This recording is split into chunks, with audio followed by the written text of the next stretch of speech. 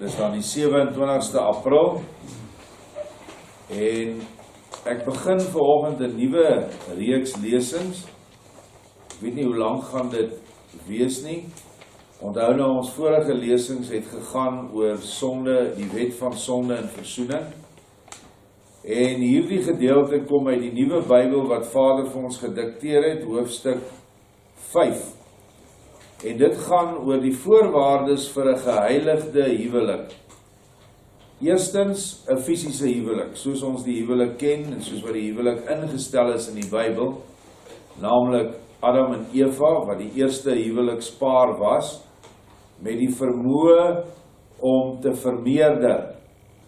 So baie mense sien net die vermeerdering van mense. Dit is die vermeerdering van sy gees. Dit is wat hy gesê het toe hy sê, wees vrugbaar en vermeerder. Het hy nie net gesê, gaan teel onbeheers soos diere en hierdie tweebeen barbare wat om ons is nie. Hy het gesê, gaan en wees vrugbaar in die gees en vermeerder my gees. Nou, hoe vermeerder jy gees? Jy vermeerder gees deur die manlike saadlyn.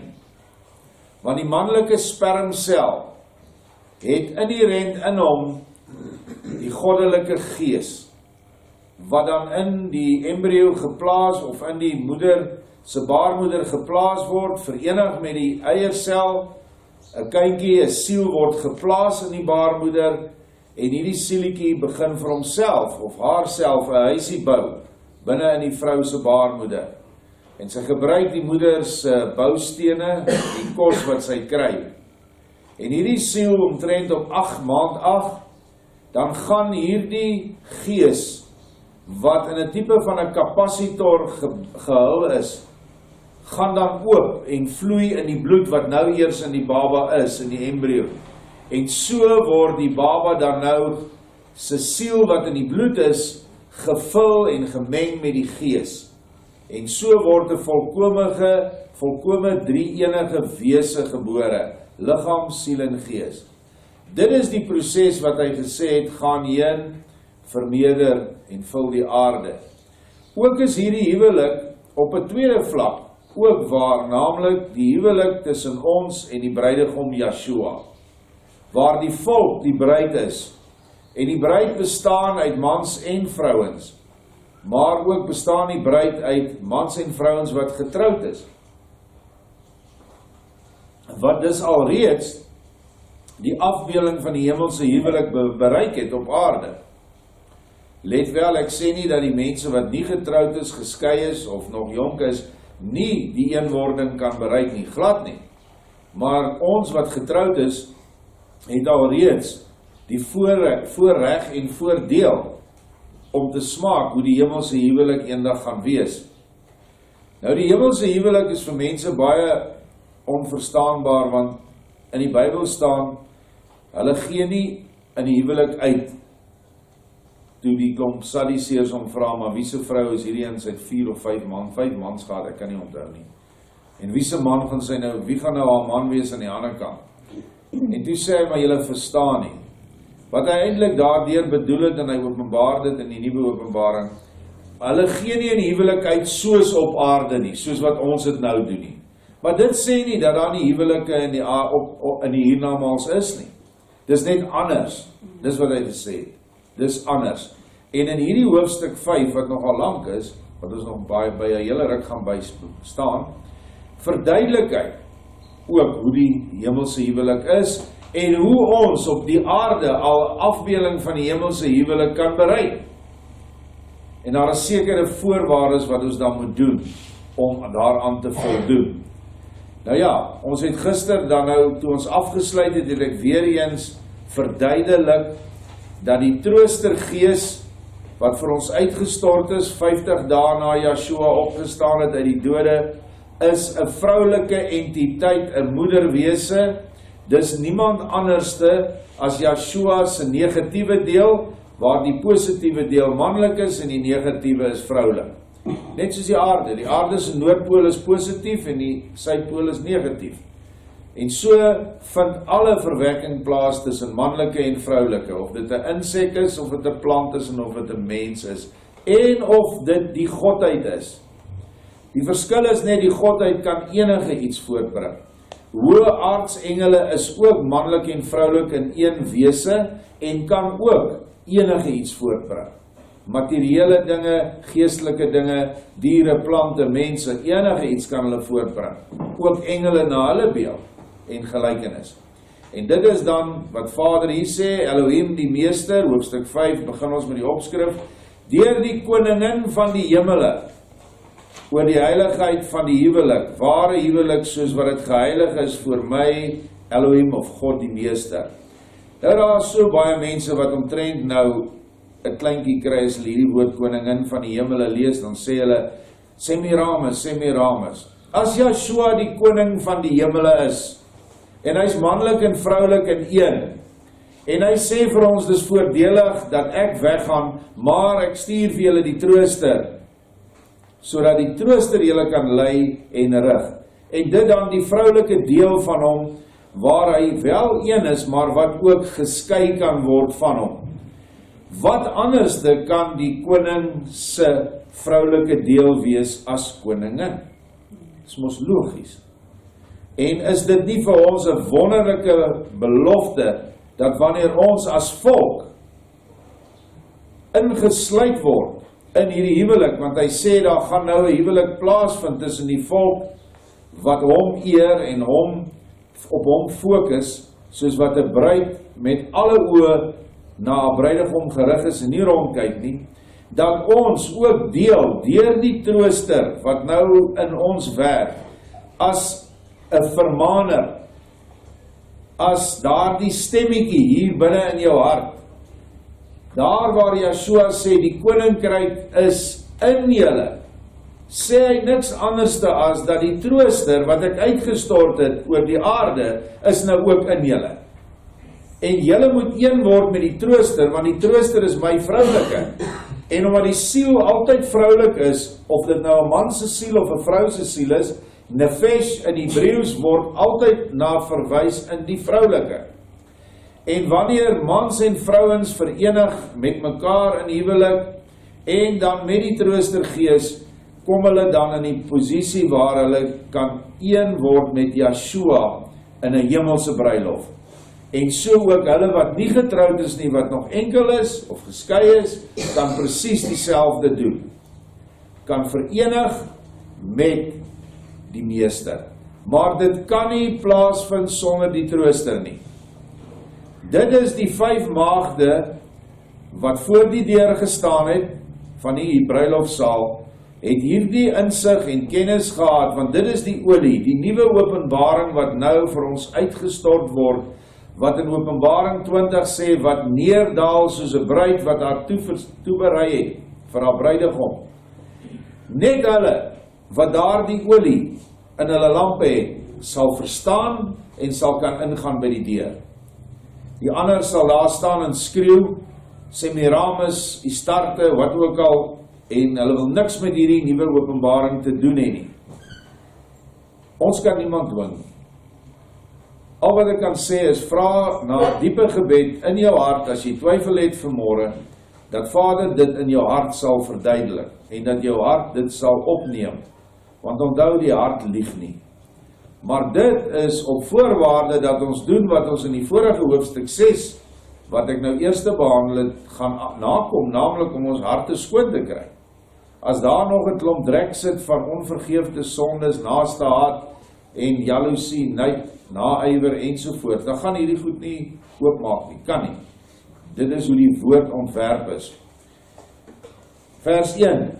Die ware huwelik soos wat dit geheilig is voor my, Elohim die Meester. Het ek die Meester nie al tydens my lewe in Yeshua die gesalfde gesê dat julle een liggaam behoort te wees nie, julle wat volgens die wet trou? Hoe lyk dit egter in werklikheid? Nooit, sê ek die Meester, sal 'n huwelik geregverdig wees voor my, as dit nie gesluit was terwyl my seëning afgesmeek is nie, en as die gemeenskaplike lewe saam nie 'n aanvang geneem het met 'n ferme besluit om 'n lewe van liefde te lei volgens my grootste en sterkste gebod nie. Wees vir my lief bo alles en jou naaste soos jouself. En dit is die kern van die huwelik. Die naaste is dan die vrou en die man. Nader as dit kan jy nie kry nie.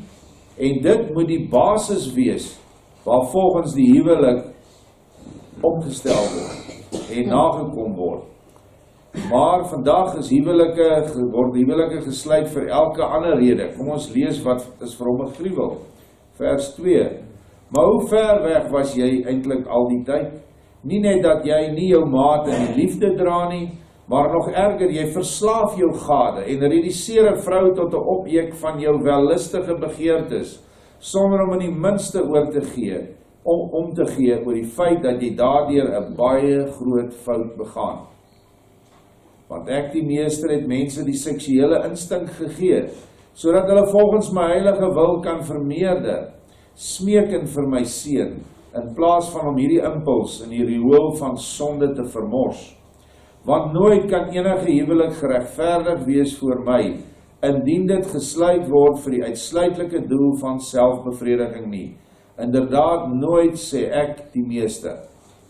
Want heilig is julle semen, julle saad, manlike siele, en dit hoort slegs in 'n houer geplaas te word wat bereid is om voor my die meester te kniel, in my moeder van weleer Miriam. Dit is die naam van die troostergees, dat ons moet buig voor die gees van die trooster, of die gees van apartheid, sê die boek ook, die boek Johannes 14 tot 16, om te bid vir my heilige seun, sodat julle eenheid in ware suiwer liefde geseën kan word, want slegs dan kan julle ware kinders van julle Elohim en meester wees, wat gereed is om alle sataniese eienskappe wat hierdie daad mag hê, te verlos en te heilig. So as huwelike nie op hierdie basis wat hy gesê het van naaste liefde, uiterste naaste liefde gesluit word nie, dan is jou huwelik binne die eienskappe van die teenpool Satana, die vroulike gees van Satan. Want Satan is ook geskape na die beeld, hy het geval, maar die beeld het nog dieselfde gebly, hy is manlik en vroulik. En die vroulike is die Satana en die manlike is Satan. Dit is maar hoe dit in boek Henog ook staan. En weer eens vir hierdie reeks wil ek dit noem, dat die naam Miriam is gegee op grond van 'n belofte in Openbaring 3 vers 12. So spreek die Gees aan die gemeente, ek sal aan julle my nuwe naam openbaar. Nie aan almal nie, net aan hulle in die Philadelphia gemeente. Die Philadelphia gemeente, naamlik die gemeente van broederliefde.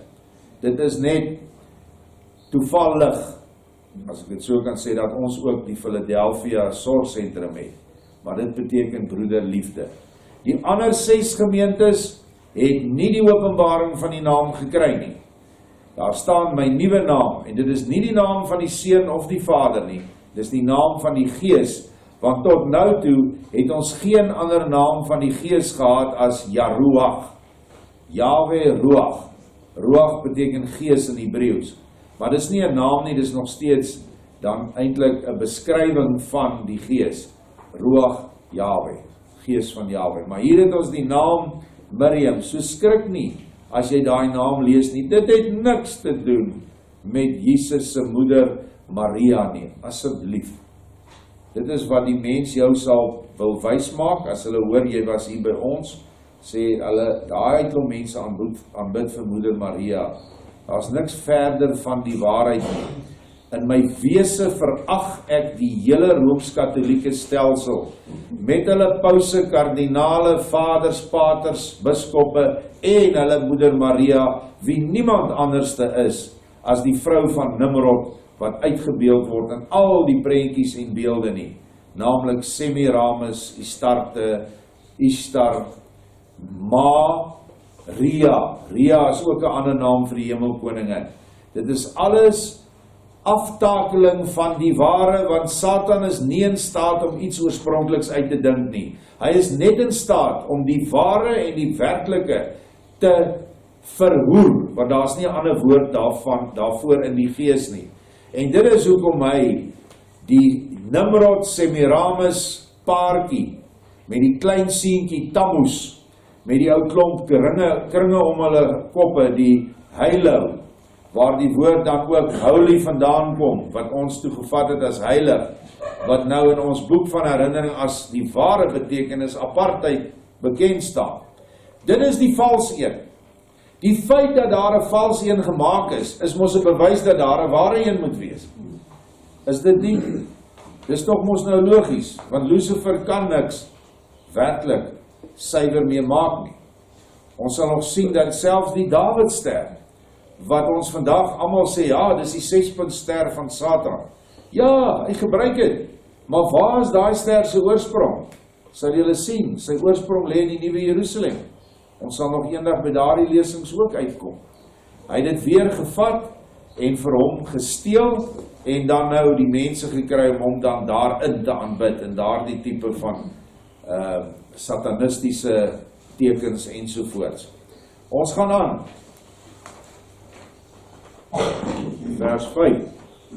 Daarom is dit my heilige wil dat niemand meer in hierdie opsig sal struikel nie, maar dat die ware huwelik op aarde opgerig sal word, soos wat dit behoort te wees, naamlik vir die redding van alles wat geval het.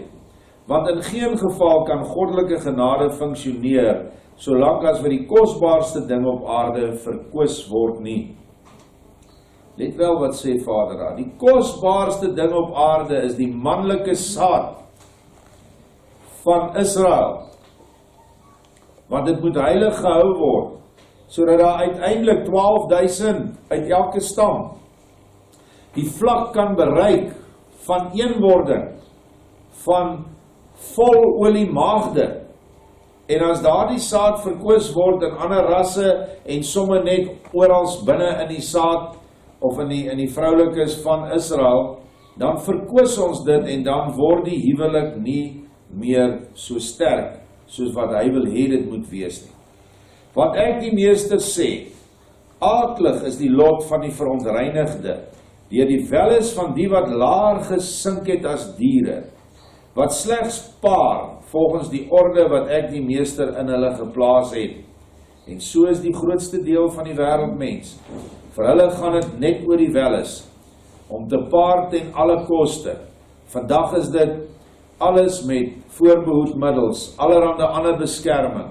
Nou is dit ook man met man, vrou met vrou, en twee geslagtelike wesens, en. Dit het totaal en al 'n gruwel geword. Ruk julle self dus reg, manlike siele wat gesondig het, en herstel wat julle verloor het, deur middel van 'n nuwe lewe van liefde in my heilige orde. Aan julle vroulike siele sê ek die meester, pas op om 'n manlike siel te verlei en te verlok, om hom te laat volhard in wat 'n gruwel voor my heilige aangesig is, want die daaropvolgende loon sal verskriklik wees. Want het ek die meester nie dikwels gesê, dat slegs 'n lewe van liefde julle in my hemele kan bring nie? Som my op, hy sê in vers 9, wees dus lief vir mekaar, man en vrou, terwyl julle altyd vir my seën vra, sodat julle hele wese geseën kan word, en julle huwelik geheilig word deur my, die skepper van alle dinge, Joshua die gesalfde, die gekruisigde van Golgotha, julle hemelse Vader Joshua, ten einde hierdie doel te bereik. Luister nou na die volgende. En hier is Joshua openlik sê hy dat hy die Vader is en dat die Vader en hy een is. In die ander skrifte moet jy dit gaan soek. Maar hierdie boek is vir hulle wat wel alreeds daardie openbaring het. Want slegs hulle sal hulle hou by die troostergees. Want die troostergees, sê Joshua, ek stuur vir julle die trooster wat van die Vader kom. En die troostergees sal julle lei in alle toekomstige waarheid en julle leer om my woorde te onderhou. Die trooster leer ons nie om woorde van die kerk te onderhou nie. Eenvoudige voorbeeld, Joshua sê, moenie julle self rabbi noem nie. Moenie julle self vader noem nie. Nou die troostergees, of kom ons sê, die gees wat nou in die kerk is, waar almal die dominee of die pastoor, wat rabbi is, leermeester, wat nou vir hom luister en in baie gevalle ook amper aanbid, watter gees is in daardie kerk? Dit kan nie die trooster wees nie, want die trooster sê, ek sê julle alles leer en om te onderhou wat Yeshua gespreek het. En hy het gesê, moenie jou met 'n titel noem nie. So eenvoudig, daardeur kan ons aflei, net deur daardie een ding, maar daar's baie. Die Sabbat, die gees van apartheid, die beginsels, al daardie dinge. Sê dan vir ons dat die Christendom vandag in feitelik al die kerke 'n dwaalgees het en nie die trooster nie. Want Yeshua se woorde word nie geëer nie. Allerhande ander dinge, almal glo en almal sê dit en dat, en dis net genade links en regs. Maar om te doen wat Yeshua gesê het, naamlik gaan voed die armes, kleed die wat nie het nie, gee water vir die wat dors het, en gaan haal hulle uit die tronk uit, wat in die tronke van vlees en gees sit, maar veral van die gees, in die kerke wat tronke is. Dit doen ons nie, of dit doen die Christendom baie min. So, let wel met watter gees ons hier te doen het. Dan die volgende opskrif is oorsprong en betekenis van die huwelik. My Heilige Gees van ewige volmaaktheid, wie alles geskep het, alles besiel en onderhou, en wie aanhou skep in die oneindigheid van my eie self van ewigheid tot ewigheid, is nie tevrede met hierdie permanente skepingsvermoë tot in die oneindigheid nie. My Heilige Gees wil woon in 'n mees luisterryke woning, wat 'n volmaakte woning beteken deur my Heilige Gees. Ons het 11 lesings gehad hoe om die woning skoon te kry, selfs volmaak te kry. Ons moet daarna luister. Binne in julle, o mense kinders van my eie self, wil ek Elohim die meester woning maak. Hierdie woning binne in julle behoort uiters pragtig en luisterryk te wees. Dit moet die glans van alle glansrykheid wees. Trouwens, kinders van my liefde, vir hierdie doel het ek, julle Elohim en Skepper, alles wat nodig is in julle geplaas, sodat julle my woning pragtig kan voorberei binne in julle self. Hiervoor het ek talle boustene van my Heilige Gees van volmaaktheid in julle geplaas. So ons het niks, ons kan ek sê dat ons dit nie kan regkry nie. Die goed is daar, die boustene is daar. Maak dit jou nie gelukkig om te verneem dat ek die meester dit gedoen het nie? Moet ek nog steeds vra of jy bereid is om 'n woning voor te berei en te werk in jouself vir my? Waarom huiwer jy om dit te doen? Glo jy my nie? As julle nie bereid is om my, julle Skepper, te glo nie, sê ek vir julle, gaan weg van my en glo in die prins van die duisternis, wat julle met illusies vir die gek hou, tot aan die einde van julle aardse lewe, om sy hel op aarde in stand te hou. Tog, na hierdie aardse lewe, sal julle moet besef dat julle op die verkeerde pad was. Almal moet daardie situasie moet hy in die oë staar. Die dag wanneer jy hierdie liggaam verlaat, gaan jy na die ware werklikheid toe. My barmhartigheid vir julle blindheid kan dan niks anders te vir jou doen nie, maar om jou 'n ander lewe op hierdie aarde te gee, om jou oë te open. Dat daardie ander lewe is nie 'n geïnkarneerde of 'n reïnkarnasie lewe, soos wat mense nou dit sal aflei nie. Net als enige persoon wat dit nie gemaak het op aarde nie, wat die Satan, die prins van die duisternis aangehang het, kan nooit terugkom om 'n vrye lewe te hê om dit oor te doen nie, want hy sal dit nie kan bereik nie. Die enigste lewe wat hy nou het, is in die 1000 jaar voor ons, word hierdie siele uitmekaar getrek en gekluister in die materiële skepping. Dele word gekluister in die grondstowwe of in die materie, in die mineraleryk, dele in die planteryk en dele in die diereryk. En dis waar jy nou gaan lewe. Geen vrye wil nie, want jy sal moet doen vir die toestand waarin jy is. En die ergste van alles, sê Yeshua, jy het die volle bewussyn van al hierdie lewens as 'n eenheid.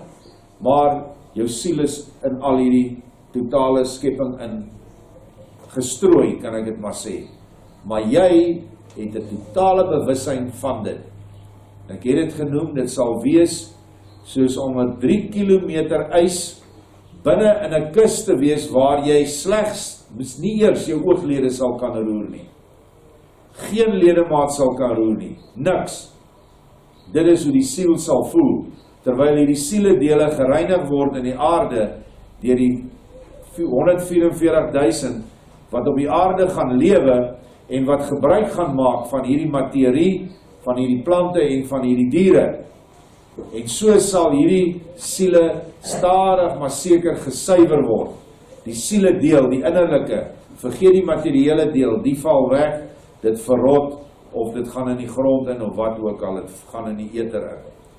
Dit is wat dit beteken, dit is nie 'n baie lekker vooruitsig nie. Maar vir julle, vers 15, my kinders, wat glo in my heilige woord, of begin glo, gaan ek nou alles openbaar wat julle in staat behoort te stel, om nie net 'n pragtige woning vir my te word nie, maar 'n tempel vir my Heilige Gees. Let op, my geliefde kinders, wie met my wil wandel, op die heilige weë van julle Elohim en Hemelse Vader, van ewigheid tot ewigheid, dat aan die begin van hierdie barmhartige skepping op aarde, ek dit opgestel het, wat julle in staat stel om binne 'n enkele aardse lewe 'n tempel vir my Heilige Gees op te bou. Dit wat hy geskape het, was Adam en Eva, met al die vermoëns, om binne een leeftyd weer terug te kan kom in die ryk waaruit ons gegooi was, eens destyds. Die huwelik, soos wat julle reeds uit hierdie Nuwe Bybel geleer het, het almal van julle in my koninkryk van die Heilige Gees julle eie volmaakte aktiwiteit sweer gehad, wat die vroegere hemelse huwelik genoem kan word. Nou net wil ek daar stop, 'n gees, 'n skeppingsgees, wie ons was, voordat ons na hierdie aarde toe gekom het in materie, was ons vrye geeste in 'n ryk waar dinge nie goed gegaan het later nie. Is 'n ryk wat geval het. Maar elkeen van ons as hemelse wese het 'n vrye aktiwiteit sweer gehad. Nou 'n engelgees in die geestelike lewe is dit bietjie anders as hier. Hier is ons gebonde op een plek. Maar 'n aktiwiteit sweer van 'n engel is wanneer jy in sy sweer gaan, dan is jy in sy hele skepping, kan jy deel. En so ook hy as hy in jou sweer inkom. En engele se aktiwiteit sweer kan partykeer etlike heelalle wees. Ontsaglike groot geskape ruimtes met diere, plante, minerale en dan ook wesens na hulle beeld en gelykenis. Maar dit het alles tot niet gegaan, deurdat die engelgeeste gerebelleer het en die ryk waarin hierdie goed plaasgevind het, uiteindelik verhard het, sodat ons nou, al kyk ons hoe ver in die lig op, sien ons nog net materie, alles wat geval het. En daardie gevalle materie is die tronk waarin ons nou moet uitkom. Dit is die tronk wat Joshua oorwin het deur sy eie liggaam te vergeestelik, wat hy nou eerstens vir die bruid beloof. En dit is hoekom ons so wil streef om in die hemelse huwelik in te gaan. Maar hoe sal ons in die hemelse huwelik kan gaan as ons aardse huwelik soos Satan sin lyk? So daar moet eenheid en harmonie in die aardse huwelike wees, om deel te kan word van die hemelse huwelik. So, ons gaan aan met daai vers 17, in my liefde het ek vir julle het ek alles maklik, baie maklik gemaak vir julle, sodat julle deur julle heilige vrye wil, vanuit my gees, 'n ewigdurende tempel van my Heilige Gees kon bou. Dis nou binne in onsself. Want in my hemel het al die boustene van my Heilige Gees ontbloot gelê, sigbaar vir julle geestelike oë. Julle het begin om julle tempel van die Heilige Gees te bou, en 'n hele paar van julle was naby aan voltooiing. Dit is nou in die destydse lewe voor hierdie aarde, maar in plaas daarvan om na my heilige stem te luister, het julle geluister na wat besig was om die egoïstiese stem van my eersgeskape gees Satana te word, die vroulike gees Satana, wat van Satan kom, wat julle haar hemele beloof het, sonder enige gehoorsaamheid aan my. Ek, Jahwe, het in julle harte weer klink, en my eerste geskape gees in die uiterste vryheid laat doen wat sy graag wou.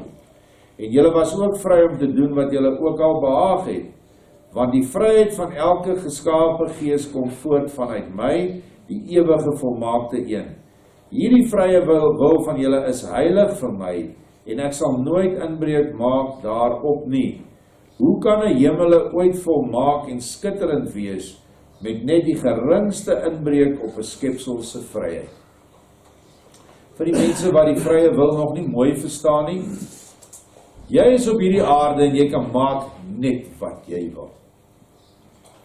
Niemand gaan jou keer nie, behalwe nou as jy nou deur die wet gevang word en jy oortree hulle wette. Maar Vader gaan jou nie nou vasvat omdat jy sy wette oortree nie. Hy los jou binne jou vrye wil om die gevolge van jou vrye wil te dra. En hy meng nie in op die gevolge nie, hy meng ook nie in op iets anders nie. Hy sal op 'n baie subtiele wyse, sal jy gewaarsku word sonder om dwang toe te pas.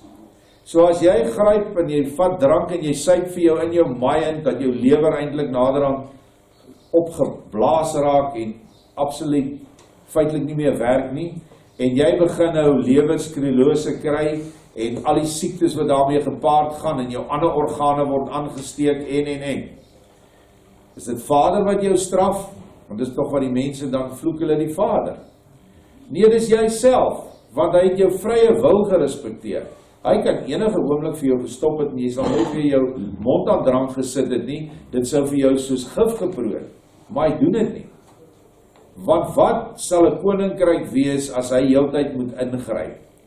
Om dit te vergelyk is, dink nou maar daaraan, as jou kindertjies, jy het 4 of 5 kinders, en hulle is allemaal klein robotjies wat net soos jy is. Al die dogtertjies is soos mamma, en al die seentjies soos papa. Hulle is presiese replikas. Hulle gaan doen nooit iets verkeerd nie, hulle is nooit stout nie, hulle is nooit vrolik of wat ook al, hulle is allemaal net agter pa en ma. Wil net te wag om hulle seer te maak. Is so 'n kind dan 'n plesier? Sal dit 'n plesier wees om sulke kinders in die lewe te bring? En hulle weer daarna? Nee, dit is hoekom kindertjies is, elkeen het sy geaardheid, elkeen is anders geskep. So is ons ook in die grote heelal situasie ook, almal kinders. En Vader laat ons vry, en ons wil, kan ons maak wat ons wil. Daar kom wel 'n punt wanneer dit gaan oor die vernietiging van die aarde en sekere tye, dan sit hy perke op volke. Dit is so, ons noem dit die hemelkoepel. Dus daar's niks, jy kan nie deur die koepel gaan nie. So het ek die meester toegelaat dat julle absolute vryheid in al julle weë het, gekyk en waargeneem wat julle met hierdie kosbare geskenk van julle Elohim en Skepper gedoen het. Al wat ek gedoen het was om julle te vermaan in die sagte, onopvallende manier van my ewige, suiwer en hemelse liefde, om nie my heilige weë te verlaat nie. Of moes ek die ewige lewe, of ewige liefde, eerder die kinders van my Heilige Gees vermaan het, met 'n donderende stem, sodat hulle baat kon vind by al my majesteit. In so 'n geval sou ek self die ewig heilige fundamentele wet van liefde verontagsaam het, as ek die meester 'n sterk indruk op my hemele wou maak. My liefde van oorsprong uit my ewige hart se oergrondpool is waarlik ware liefde. In my koninkryk van ewige liefde bly dit vir ewig ware, suiwerste, heiligste liefde.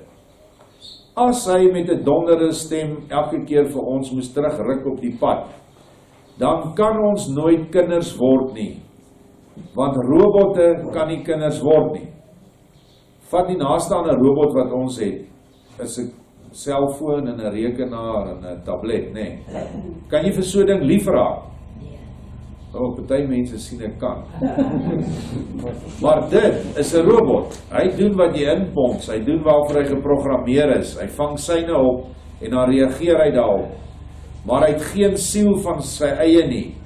Die gees kan nie daarin werk soos wat hy in 'n siel werk nie. So, dink maar daaraan, hoe lief jy vir 'n rekenaar kan wees, dit is nog steeds nie die liefde vir 'n lewende wese. Ons gaan aan. Laat, julle kan 'n asemtog van hierdie vir ewig suiwer, teer en heilige liefde erken, in die oneindige forme van die natuur rondom julle. Tog kan julle dit die beste erken in die suiwer opregte ervaring van liefde. Daarom moet julle dus weet dat ware liefde nooit met krag en geweld verbind kan word nie. Nooit, sê ek die meeste, selfs nie eers met 'n spoortjie daarvan nie. Hierdie delikate skakerings van my suiwerste liefde van my hemele word rigbaar in die subtiele skakerings van sonop en sononder op julle aarde, in die wonderlike verskeidenheid van blomme wat op julle ster van verlossing groei, en in die eindelose melodieuse vibrasies van al die siele wat sug na redding in beide julle menslike en diere wêreld, maar ook in die plante en minerale koninkryke, sonder dat julle daarvan bewus word, tog suiwerste, teerste hemelse liefde word, baie sterk en heilig weerspieël in die oë van 'n menslike siel, wat gevul is met my Heilige Gees, en uiteindelik ook in die ligte oomblikke, wanneer my Heilige Gees die siele verlig, van twee mense wat mekaar lief het, met 'n ware hemelse gloed, om sodanige aanduiding te gee van wat die hiernamaals waarskynlik gaan wees. Sulke fyn skakerings van suiwer liefde gee maar 'n geringe idee van my hemele, wat selde lank duur, aangesien die gevalle gees van my hemele beliggaam in verharde materie, sy tol eis van elke siel, solank as wat hierdie siel nie geheel en al in my Heilige Gees wedergebore is, en daardeur vir tyd en ewigheid verlos is, van sy onderdanigheid aan die wêreld van materie nie. Wat hy eintlik hier in eenvoudige woorde sê is, alhoewel, daar seker niks mooier is op 'n vroeë oggend uit te gaan, in die somer of in die lente, die reuke van die natuur, die voël gekwetter, en al die ander diere en dinge wat jy ervaar nie. Maar hy sê, tog is dit omtrent nie 'n afbeelding van waarheen jy werklik heen gaan nie. Selfs nie die mooi blomme nie. Die blomme wat daar bestaan is nie te vergelyk met enige iets wat ons hier het. Die geure is nie te vergelyk met enige iets wat ons hier het. Maar tog gee hy dit vir ons, sodat ons daarin vir hom kan herken. En as jy nie die skepper in die natuur herken nie, gaan jy hom ook nie herken in jou hart nie. En dit is waarom ons so baie eintlik in die natuur moet wees.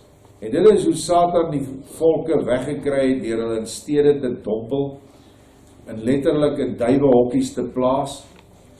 As jy na Moskou toe gaan, niemand besit 'n erf met 'n huis nie. Dit was vir my die ergste toe ek was daar gewees in 1997. Slegs die rykste wat die proletariaat, wat ook al die kommuniste van daai tyd het sulke huise gehad. Maar almal, en ek weet nie, maar dit is baie meer as 15 miljoen mense in daai stad, bly in duiwehokke, oral staan die goed. Hulle het wel 'n klein plooitjie buitekant, waar hulle naweke heen gaan om ietsie te plant vir die winter, want onthou in die winter in daai land is dit net ys, daar's niks.